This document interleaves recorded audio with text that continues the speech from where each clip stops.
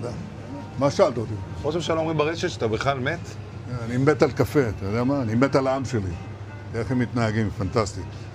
אתה רוצה לספור את מספר אצבעות? אתה יכול להראות לנו? פה. פה. ראית? יפה מאוד. לחיים.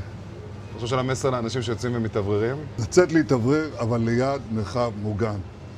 והעמידה שלכם היא מדהימה, נותנת כוח לי, לממשלה, לצה"ל, למוסד. אנחנו עושים דברים שאני לא יכול לשתף ברגע זה, אבל עושים דברים מכים באיראן חזק מאוד, גם ביום הזה, גם בלבנון, ממשיכים. אתם אומרים לי להמשיך?